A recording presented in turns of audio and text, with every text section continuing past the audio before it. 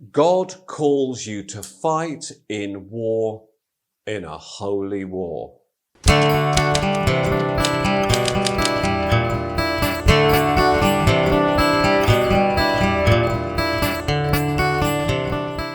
People with sometimes quite a casual knowledge of religion will sometimes blame religion for wars. They will say, religion, that's responsible for more wars than any other thing, and they will be quite dismissive.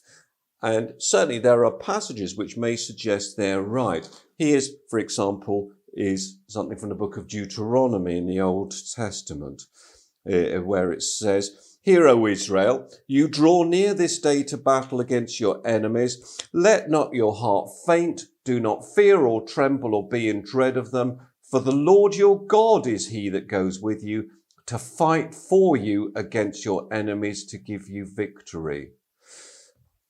In the Quran, there are also passages that are sometimes known as the sword verses, which seem to also justify fighting. So are there situations where the actual waging of war could be something which is part of the religion, not in a moral, just war way, but in a God's calling us to do it, therefore we have to do it way? Certainly, if you believe that religion is a community, if you're part of a group of fellow believers, and part of that group is threatened in some way, then it might be argued that you should go and fight to defend your fellow believers in much the same way that in just war theory, you might feel it justified to fight to defend your country or family. Well, okay, that does make a certain degree of sense. It's interesting when looking at the religion of Islam, where there is this concept of jihad, and jihad means struggle. And Muslims will often say, well, there's two types of jihads. The greater jihad, which is the struggle to control yourself, to learn. The Quran might be an example of the greater jihad.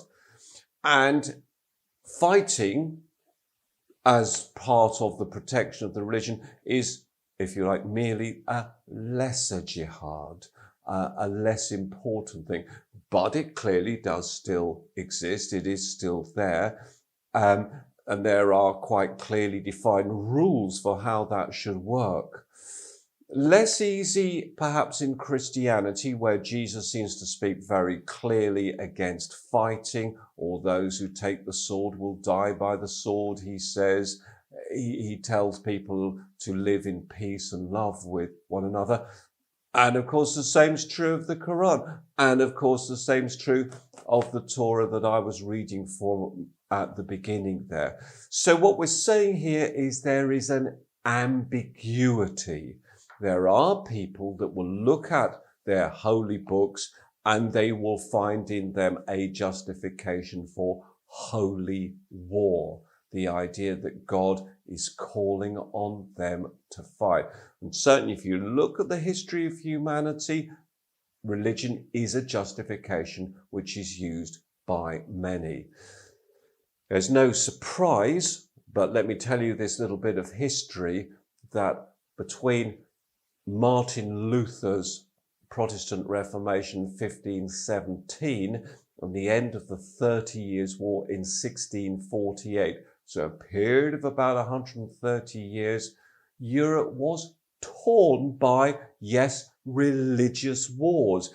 People who killed and destroyed one another, believing quite clearly that God was on their side and justifying them doing it. Now, that's a long time ago in history, and you may say, well, yeah, hey, we've moved on a lot since then. But clearly there are still people that think in that way. To quote the classic Marge Simpson line, "Don't make me choose between my man and my God, Homer, because you can't win that one. If you believe strongly that God is calling you to do something, then no human morals can be better or more important than that." and you indeed have to follow that. So am I justifying holy war here? No, I'm explaining why some people might follow that pathway and might go down that route towards actually killing in that situation. Are they right to do so? That's the debate, of course, that we're here to stimulate and to think about. I hope you enjoyed that. Like the video, of course, as always. If you're taking exams in these topics, get learning it. Hope it's helpful to you. Take care. See you again.